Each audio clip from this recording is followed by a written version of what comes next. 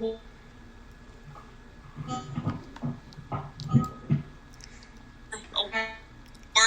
filmmaker.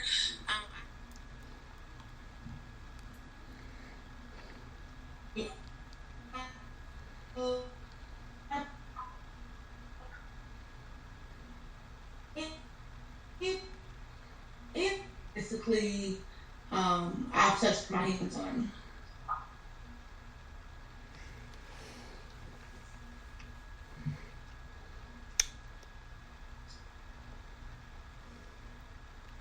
Can you hear me?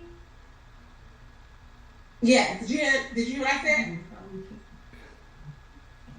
I heard some of it. Then I didn't hear everything you had said. I don't know what was happening there, but no, I didn't hear everything.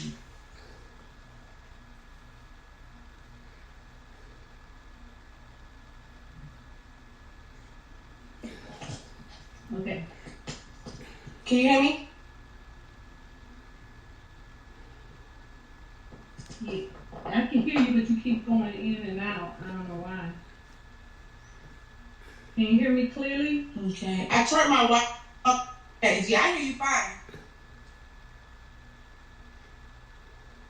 Huh? You want to try and go out and come back in and see if that's what it is?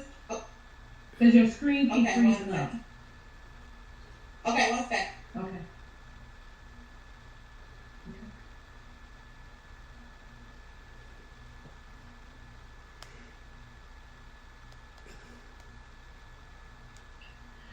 Okay, guys, we having a little technical difficulties, but we will be all right.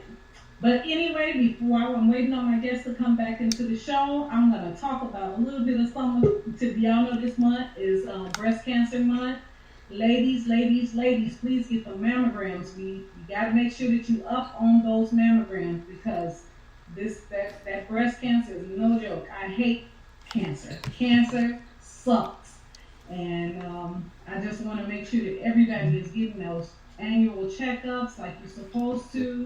I know they say that you're supposed to be, I think it's 40 years of age in order to get a breast exam. But I remember getting mine early. I got mine at, I think it was like 25 when I got my first breast exam because breast cancer runs in my family. So I got it at an early age. But make sure you guys are getting those checkups. Also this month is Domestic Violence Awareness Month as well. There are numbers to call if you are in a situation where you are being abused in any way. Abuse is so many different forms. You know, sometimes people don't believe that yelling and screaming, that's a form of abuse. You know, when people talk to you, down talk you, or have you feeling like you are less of a person, that is like an abuse. So make sure that you are aware of the people that you were with and who you're dating and who you're married to, whatever the case may be. Make sure that you are reaching out for help because there are so many young ladies that are dying because of the domestic violence. So the two, basically, both are killing, taking our people out of here, breast cancer as well as domestic violence. So make sure that you are, okay, so make sure that you are getting your checkup. All right, guys, here we go with my guest for tonight, Miss Breezy. She is a producer, director, and filmmaker, and an award-winning filmmaker from Chicago. Guys, welcome Miss Breezy to the stage. Come on, Miss Breezy. Hey, can you hear me now?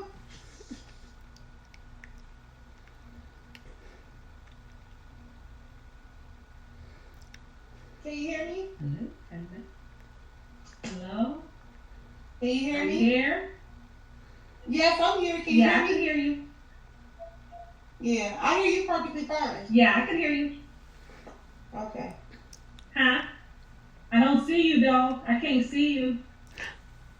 My camera's on. I don't know. Let me see. Okay, there you go. I got you. Got you now. Okay. Can you hear me? Yeah, I can hear you fine. Okay. Okay. So I was telling them that you are from Chicago. You are a filmmaker out of Chicago. Yes, Chicago, y'all. All right. I don't know if they heard, huh? I don't know if they heard you the first time, but can you like kind of tell them a little bit about yourself? Once again, my name is Miss Breezy, CEO of Breezy Films. I am an award-winning filmmaker, screenwriter, director, and producer. I've been in the industry for over 15 years. I've done everything entertainment, from entertainment news on the radio, performing arts academies, writing, directing, producing. I've published 2 books. Um, I've managed artists from Chicago. I've done artists. I've managed models, over 50 models with my company. I'm a publicist for 600 and a couple of other people out in Chicago. Um, Anything entertainment is. I've done production assistant for celebrities. I've toured with celebrities. I don't think it's anything entertainment that I haven't really got my hands on. So anything entertainment, that's me.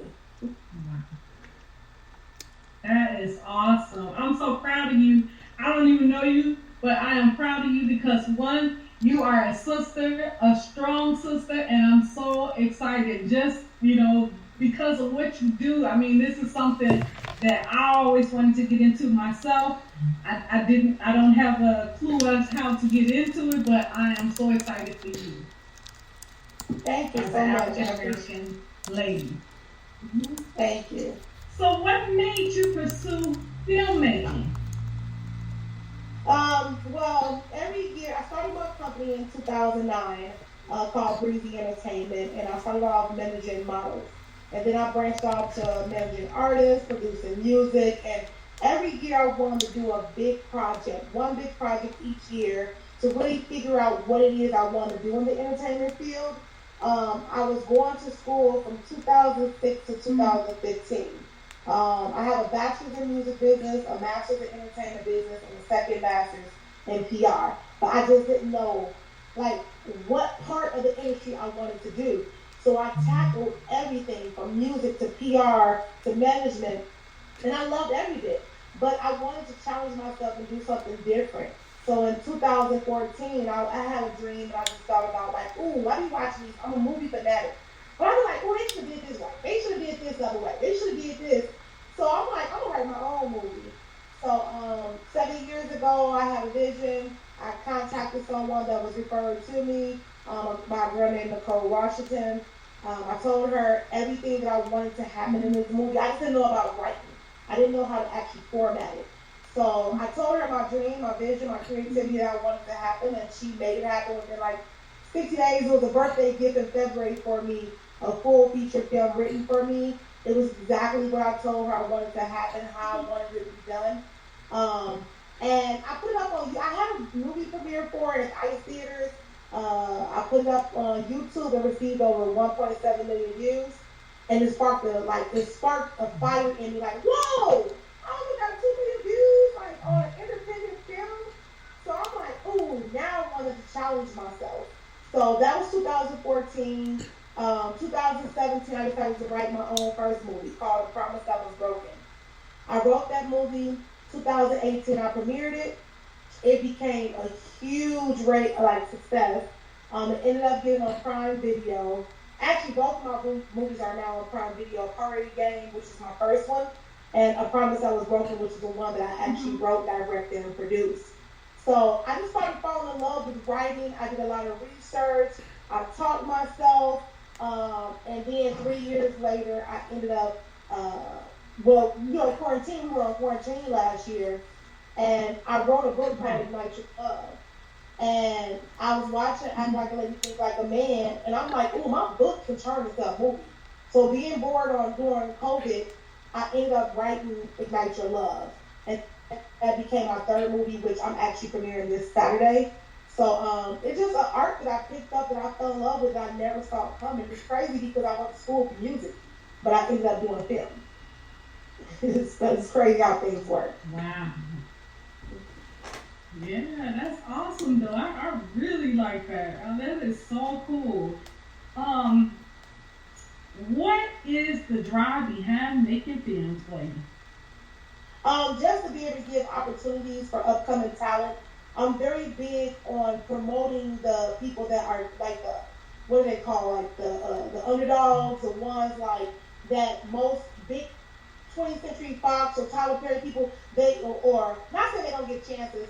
I'm not saying it at all, but like most people, they expect you to already have experience or a resume that shows you've done this, Yeah. this, that, you've been extras in this, you've had maybe a speaking role in that. I like to take people who probably never even thought about acting and throw them in the fire, and that's what majority of the people in my movie, my first two movies are. They're people that never thought about acting, but I wanted to challenge them because I see so much in people, and I wanted to push them to their full potential. Especially like my first movie, the two main characters are rappers.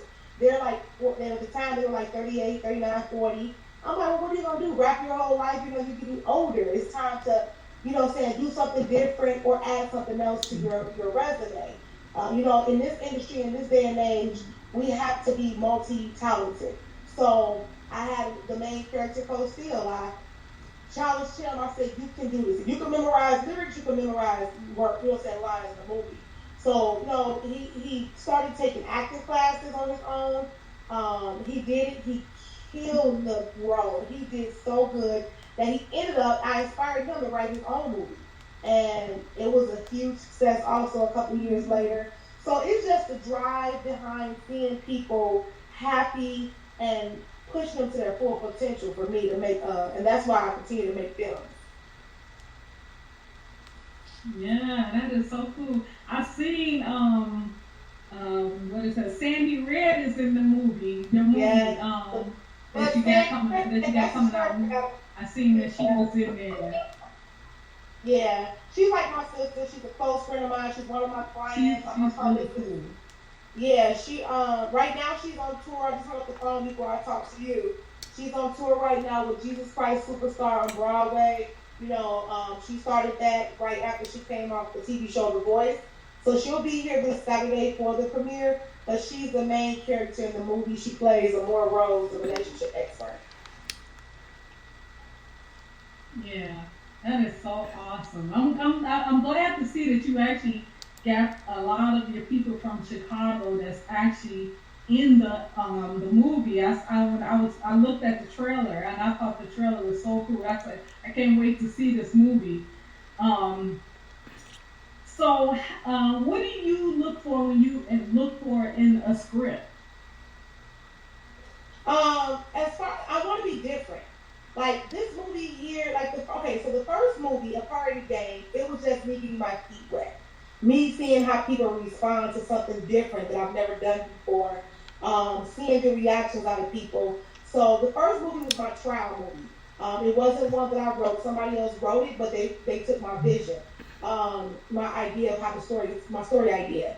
The second one was me getting my feet wet now with me actually writing myself to see how people react to it. And they like, oh, I love this movie more than the first one. You know what I'm like, oh my goodness. So now this movie, Ignite Your Love, is really my coming out movie, I say. And when I'm writing the script now, moving forward, I try and do something that's never been done or I don't see a lot of. And my movie is based off the 5 love languages. And I've done so much research, and I can't find one movie based off the 5 love languages that harps on that. I see a lot of books about it, but I don't see a movie that the whole main topic is getting people to understand each other's love language and how that can affect a relationship and why a lot of people may break up because they don't understand that, when you're dealing with the 5 love languages, people don't understand that, like, if your love language is gifts, but I keep giving you words of affirmation and acts of service or physical touch, and you're never happy. Like, you're never happy. You know what I'm saying? I'm always doing this next, but they want gifts. That's what makes them happy because they want gifts all the time. So the movie really harps on that. And when I'm writing, I have 3 other scripts in the works. I'm just looking for stuff that I don't see out here or haven't been done. I do a lot of research first. If I think of an idea, I may go look, and if it's not done, I'll do it. If it has been done, I'll try and find a way to make it better or do something that's still similar, but will still make an impact on its own. Okay, that sounds cool though. Yeah, somebody just wrote on there that they love the trailer. I did too. When I seen the trailer, I was just so excited. I'm like, hey, this is gonna be a good movie.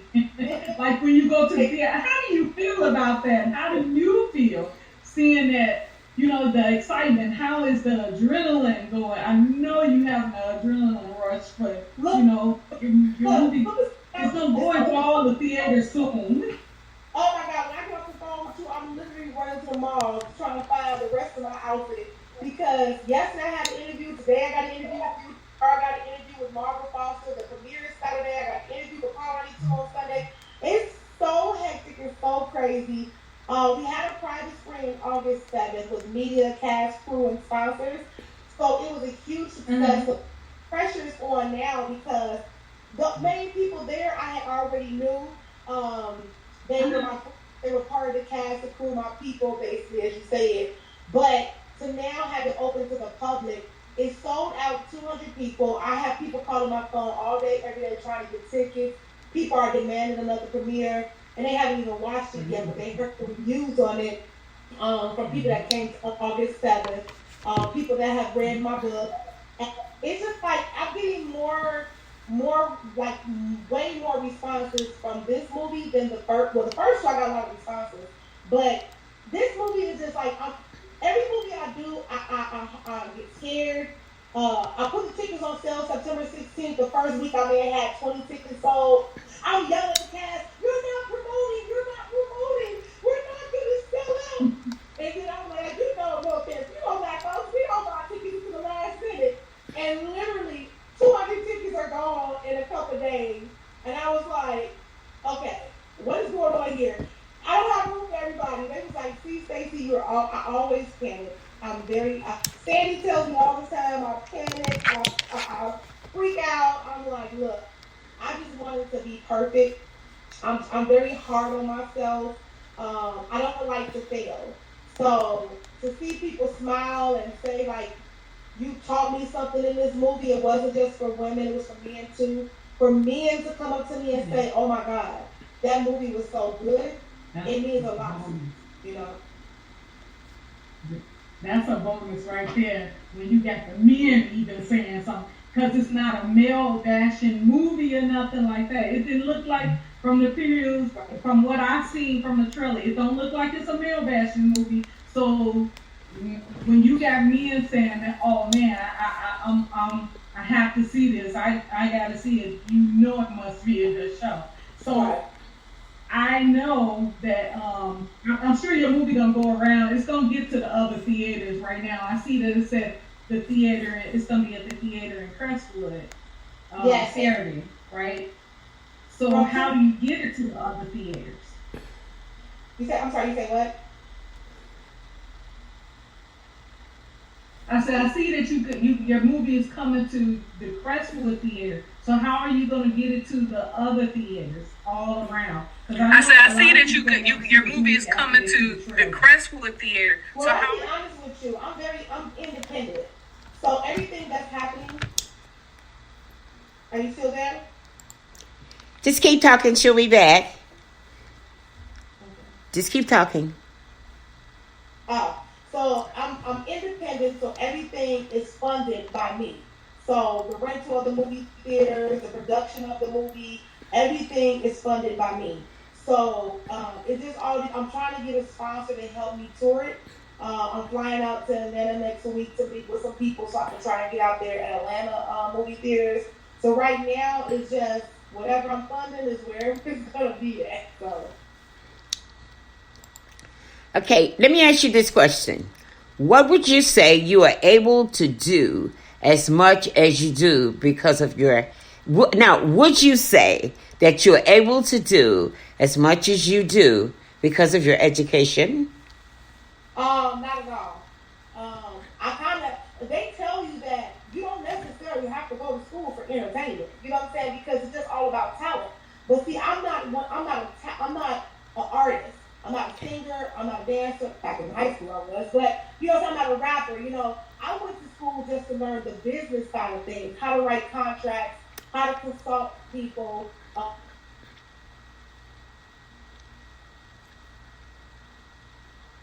Okay, I lost your volume. I lost your. Oh, I can hear you now. Come on. So basically, I went to school to learn the business side of things, so I could be knowledgeable. Because as a woman in this industry, a lot of men try to take advantage of you. So I didn't want to be one of the women that I didn't know what I was doing. Not having the knowledge or the education, how to write things down. So I went to school because I do a lot of research on my own. But like even with doing this movie right now, I taught myself everything I know for 7 years.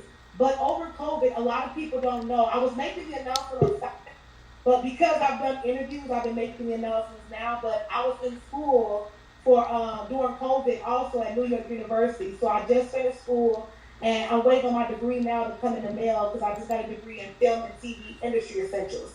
And as I went back to school for film, because I have degrees in all music and entertainment and PR, I never had one in film and TV, and it didn't fit well with me. I wanted to make sure that what I was doing was right. And it makes me happy to know that everything that I was doing was already right, So that shows that with research and taking time to really get the knowledge that you want on your own and just making the time to do a lot of research, you don't even have to spend the $150,000 that I spent for 10 years to go to school when most of the stuff I was already doing by myself, right?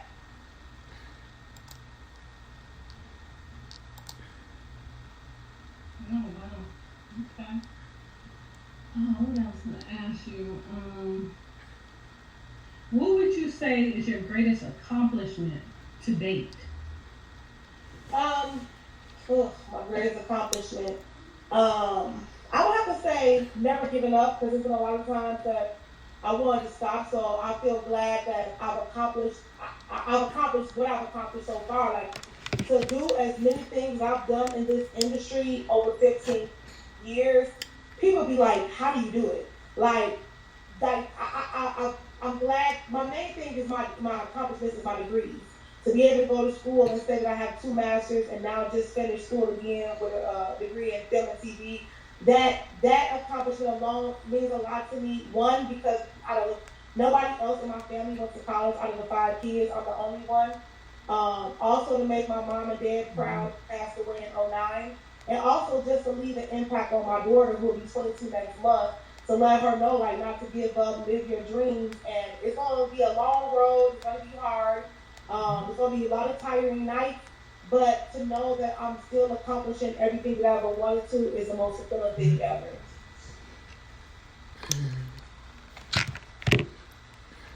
Oh, wow. Okay.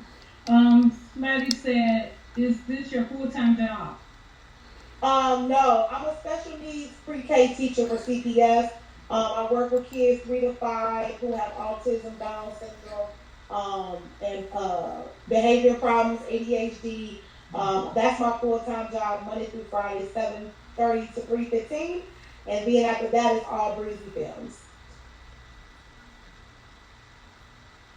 Wow. Someone asked, how do you balance the various areas of work that you do? No sleep. No sleep whatsoever. It's not, laughing, but I'm like, woo, people like, how do you do all that? It's a struggle. It's a struggle. But if you said no sleep, huh? Right. If you're doing something that you love, you'll find a way. And I'm not gonna lie, I have the best coworkers. Like my movie at the end, you'll see in the credits, I dedicated the movie to my coworkers. They support me. They look out for me. I'm at work on my break, 30 minutes. I'll sacrifice eating to write a script or to write a contract or to study or, you know what I'm saying? As soon as I get off to work, I come home and it's 8 hours at work being a teacher and then it's 8 hours at home being entertainment. Yeah, someone said that is awesome. She said that you walking into your dreams, so that's awesome. Thank you. I had another question for you. Can you Let's see which one I'm gonna go with first. If you had the opportunity to remake a classic, which one would you go for? What movie? Good question. Man, Annie is my favorite movie of all time, but it's been remade a couple times, so. But I wouldn't change it. Yeah. The original classic. And then after that, Love and Basketball is my favorite movie. So I would redo Love and Basketball. Definitely, I would say that one. Uh-huh. Actually, Love and Basketball is kind of similar to my movie, A Promise That Was Broken. Because it's about love and basketball, but Promise That Was Broken is about love and hip hop. You know what I'm saying? Kind of like, so it was kind of a little something similar to it though. But I would remake Love and Basketball definitely.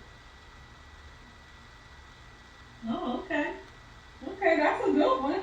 That was a good question. Would you have the same characters in there, or? I know, I'm sure characters up in there. Because I know what's the name said, what's that girl name? The one who played the basketball, the little basketball girl. She said that she think that Love and Basketball should be left alone. That's what she was saying in one of her interviews. They was asking her would they move it again, and she said no. Yeah, I think no, she wouldn't do it again. But I think that would be a good. Yeah, I think people remake stuff that don't even need to be remade. Like ATL 2 is getting remade. I'm like, why? Why? Just leave it alone, okay? Like, just leave it alone. Yeah.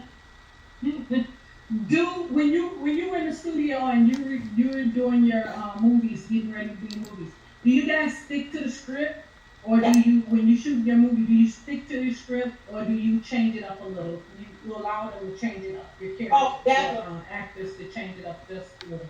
Oh, definitely, because some of the lingo is not the lingo you're supposed to use. So like with the guys, like it's easy for me to write for girls, but it's kind of hard to write for guys.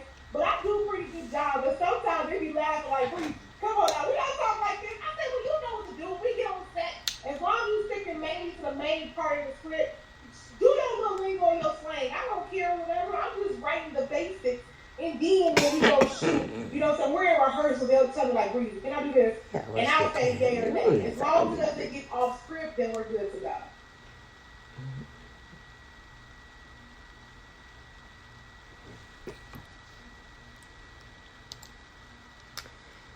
Okay, I'm gonna play one of her. Why don't I play one of her ads until she comes back? Today's show is brought to you by. Today's show is brought to you by Mother Daughter Teen Books LLC, providing enjoyable reading and learning for all age groups and demographics. Encouraging your child to read at an early age can impact their overall success and joy by instilling in them a love and passion for reading that can begin at home. Order your books today. That's motherdaughterteenllc.com. Also available on Amazon.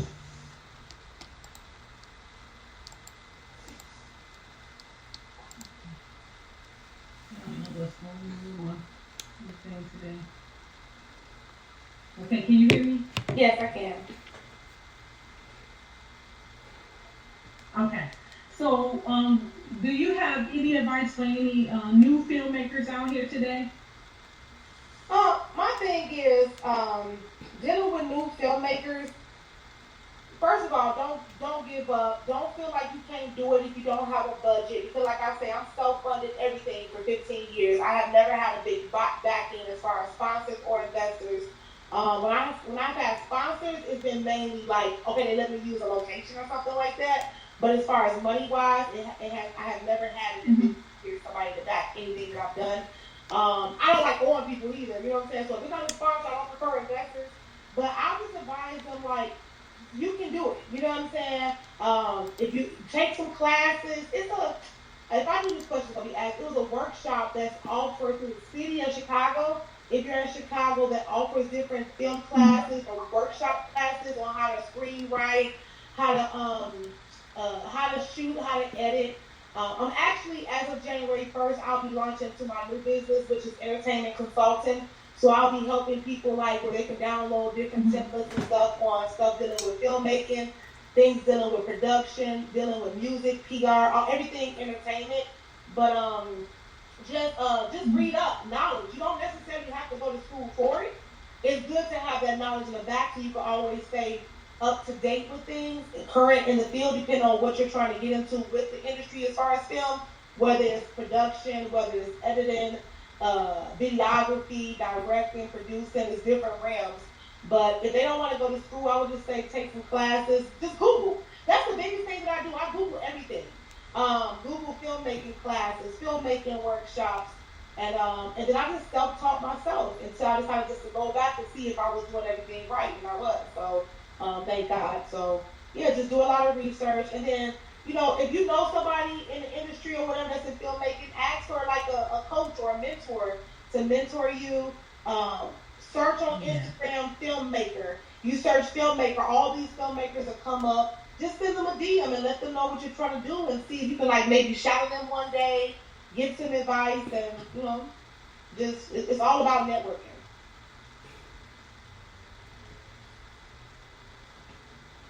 Okay.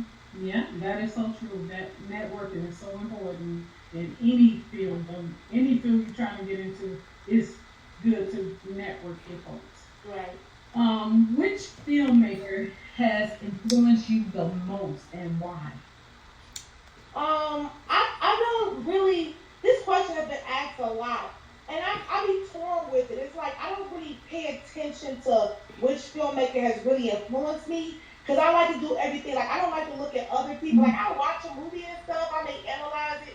But it's not what they did to influence me. You know what I'm saying? I do like Courtney Kim, who writes, like, one of the writers and shows, producers of Power. I do like Ava DuVernay. I love Will Smith is my favorite actor. Denzel Washington. I love reality TV, so Mona Scott Young. I love the fact that what they do. But no, it's not one person that I can sit and say, like, you're the reason that made me want to get into filmmaking. As far as a writer or something like that, it's like I say, things just fall into my lap. Like, I wanted to do my daughters used to model, so I was like, okay, I'm going to have a company like that represents what she did. And I started my modeling company. I started managing people. I'm doing things because I'm testing myself to see what it is I have a passion for, not because I saw somebody else. But the only thing that I can say I wouldn't say a writer, but an episode that made me say that I love film, TV, and reality shows is Fresh Prince of Bel-Air, when Will Smith did the episode, which happened to come on TV yesterday, when his father was supposed to come get him and he left. And Will Smith showed so much emotion crying when he acted that role out because his father left. And Uncle Phil had to hold him. And then he like, why doesn't he love me? Like, I believed him. And I felt that. And I felt that passion. And it was so believable. And ever since then, that's what I take from that and I put into my characters and my art and my cast. I need you to bring that emotion out. I need it to come by so believable that these people in this audience is going to feel what I was trying to portray in the movie. So like I said, I don't really have a specific person, but that one episode, though, did inspire me to want to do film. Wow. Yeah, that episode did it. I was in tears when I seen that one because he acted that part out so like it was so real. It made you feel like this was really happening to them. And I cried, and I actually cried because of that. It could be. Yeah, that was. If I'm not mistaken, I think the reason it brought out that emotion, I could be wrong, correct me if I'm wrong, is because his father wasn't in his life, so he was able to feel those emotions because it felt like his real father was walking out. Yeah. I can't remember if that was real or not, or if somebody had just said that to make it up or said that something or whatever. But if that is, that's probably why it came out like that. But oh my goodness, it was everything. It was everything for me. Yeah. That's probably what he did. He probably drew from what his past experience was. Yeah. But somebody had a question here. They said, what type of capital do they need to make a film? Well, that goes back to what I said. Like, it depends on. A lot of it depends on how if it's a short film Is it a feature film? Is it a pilot? Is it a TV show? Is it a movie? Is it a reality show? Like for instance, with mine, you know what I'm saying? It all depends on how many locations you got. Are you paying your cast? Because my first two movies were fully sponsored. The only thing that I came off of money was the videographer. Everybody sponsored their time because they believed in my vision, believed in my dream, believed in the script, and they, you know what I'm saying, they loved the fact that I was giving them an opportunity.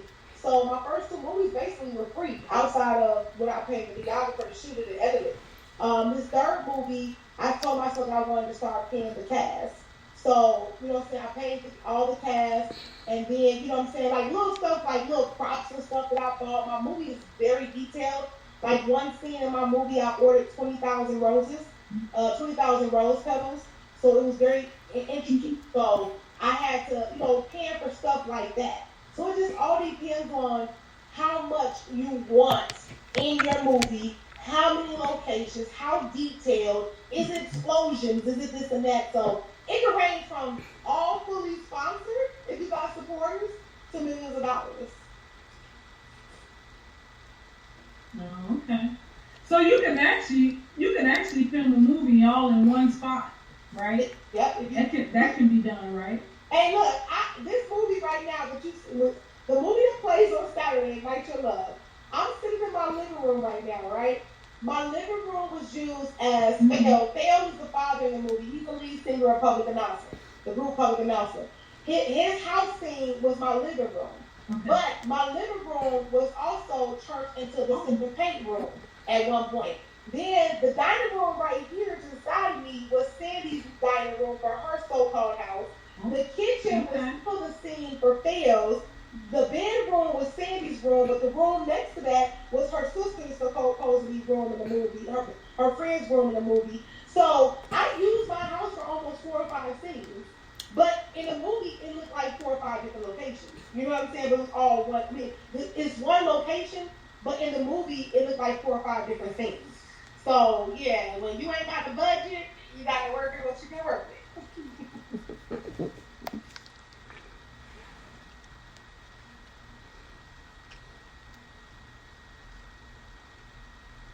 Wow. That sounds like what Tyler Perry did. He did the same thing when he made one of his movies. I forgot which one it was, and they said that he used his whole house for everything. He used his house for the one of the movies. I think that's cool. That is so cool. Thank you. Is there a book that you would love to make a film out of? Yeah, I did it already. My book. my book is Ignite Your Love, the Love Challenge for Couples that I wrote over quarantine. I have 2 volumes out. One came out in April, one came out in June. And I took that book and turned it into a movie. So. So interesting.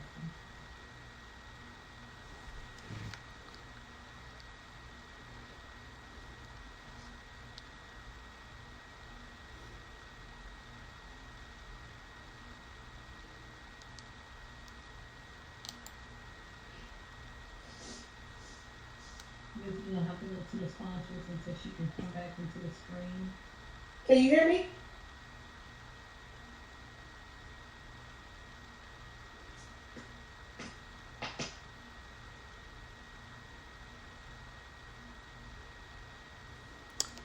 Can you hear me? Okay, I'm going to just play a commercial. She'll be right back, okay?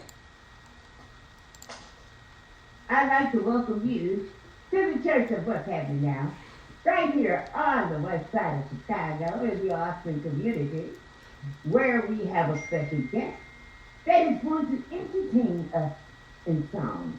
She is somebody's grandma, the cooking grandma, better known as Grandma Lola. Sing that song, Grandma. Down by the riverside, down by the riverside, I'm gonna lay down my burdens. Down by the riverside, down by the riverside, gonna study no war no more. Oh, it's getting hot in here, so take off all your clothes. Yeah, it's so hot. The roof. so funny. We don't need no Get that water. bingo song in here. It's telling me no. My body is telling me yes, baby. I don't want to hurt nobody. I'm not trying to But be there's rude. something I'm not trying to be rude, but that I must confess. I don't see nothing wrong with a little bumpy this is grind. the church of what's happening now. What is that? This is the church of what's I'm Grandma Lala, baby. I could sing wherever at anybody's church. I'm not singing at Down riverside, lay down my burdens. Down riverside, study no more.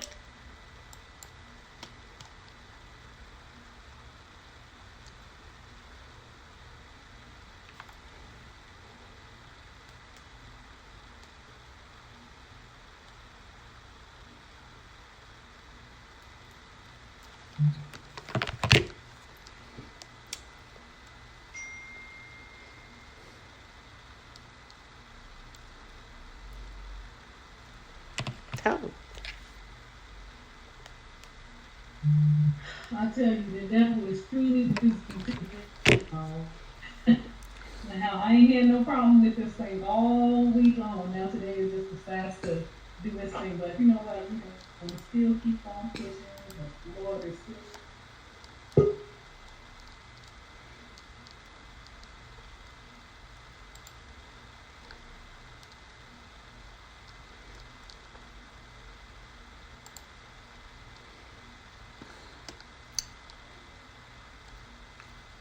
Can you hear me?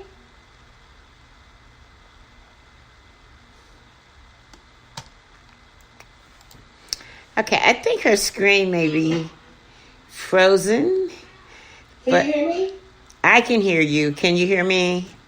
Yeah. Okay. I was watching and hearing everything. I don't know what happened. Yeah, I think her screen may be frozen. And she was saying that she hadn't had a problem with it all week. Okay. But, you know, you're going to have technical difficulties when you are doing a live broadcast. But I'm quite sure she might log off and come back on. Okay. So, why don't I say, have you shot films here, done films here in Chicago? I have all the films been done here in Chicago. Yes, they have. Okay. So, doing films here in Chicago, you usually have to have like a location manager or location person that goes out and find locations. Did I hear you say that you were fortunate enough to use locations that you own yourself or friends that help you with locations and shooting the movies? Yeah, I just contacted like different places around here. Like my movie, I try to make my movies as simple as possible right now because there is no big budget. Mm-hmm. So most of the places I use are either friends' houses, my house, my businesses, or either like local places. I've been out here all my life, so I know a lot of different venues and businesses from being in the entertainment industry for 15 years. Mm-hmm. So a lot of people just look out for me, so I'm able to utilize those places, thank God.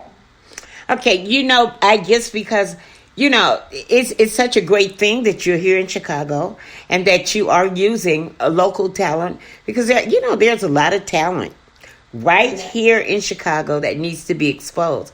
Yeah. So, in the comment section, if you don't mind, someone wants to know, say, please give us your information so that they can follow you. Okay, I don't have a way it won't allow me to write it in there, so I'll just say it. Oh, okay. I can put it in the private chat, but if you put it in the private chat, then I will transfer it to the local chat. Okay. So how do you get your local talent here in Chicago? Do you have a webpage that they can go to and do private auditions, or how is that done? So normally, it depends. Mostly, I handpick people. I watch a lot of people and things that they do, and I'll handpick them. Like, I'll just reach out to them on social media. Mm-hmm. But otherwise, I'll just hold auditions and I'll just post on one of my media sites or on my website. Okay.